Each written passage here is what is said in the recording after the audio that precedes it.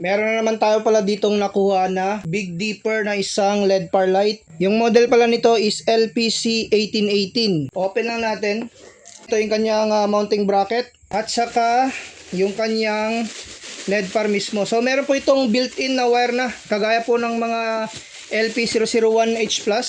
So ito mga ka-sounds yung ating LED par mismo. Ayan, makikita po niyo meron siyang 18 na ilaw. Ang kagandahan po dito, made of aluminum alloy yung kanyang body po dito, yung kanyang frame. May mga built-in na yan na wire. No need nyo nang mag-provide po dito ng DMX cable. At saka yung kagandahan po dito, meron siya ditong extension wire. Pwede pa kayo mag-top din ng isang LED par light pa po dito. Nakita po niyo yung kanyang control panel. Yung kanyang Big Dipper mismo na logo po dito. So naka-print siya talaga, hindi po ito sticker lang.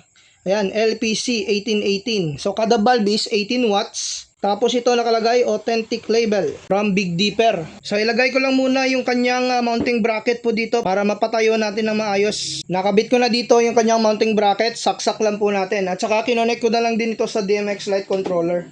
So ngayon subukan nating pailawin. Yan, ito yung kanyang red. So full colors po tayo dito. Red, green, blue. So may lime color po siya, no? Orange. So hindi po ako dyan nag-color combination, ha. May lime po siya. Ito ulit tayo. Lime, yung orange. So ayan, ulit po tayo, ha. Baka sabihin po ninyo, no? Hindi tayo nagsasabi ng totoo. Ayan, no? Yung kulay orange po niya, yan. Pag slide po tayo dito sa slider 6 ng DMX, orange po yan. Tapos yung lime. So wala po siyang color white. Sa color white, color combination na po yan ng RGB. Tapos yung kulay, ano po siya, no? Light blue.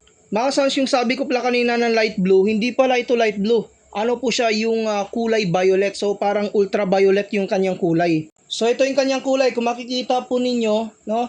Parang blue lang din yan sa camera. Pero pag dito kayo sa personal, talaga pong violet yung kulay po na tumatama po dyan. Ito naman yung function po niya pag naka-automatic po tayo. So kahit na hindi po tayo gumamit ng DMX light controller, talaga pong mapapagana po natin yung ganitong klaseng LED par. So kung gusto po yung sound active, pwede. Sa mga sounds, ito nga yung na-check po natin dito sa ating LPC 1880 na ito. So kahit na 18 bulb lang po ito, napakalakas na kasi yung kada bulb po niya is nasa 18 watts. So maganda na siya talagang pang stage lighting at saka naka full colors pa po ito. So kung gusto niyo mag-order ng ganitong klaseng LED par light po natin, pakiclick lamang yung ating yellow basket.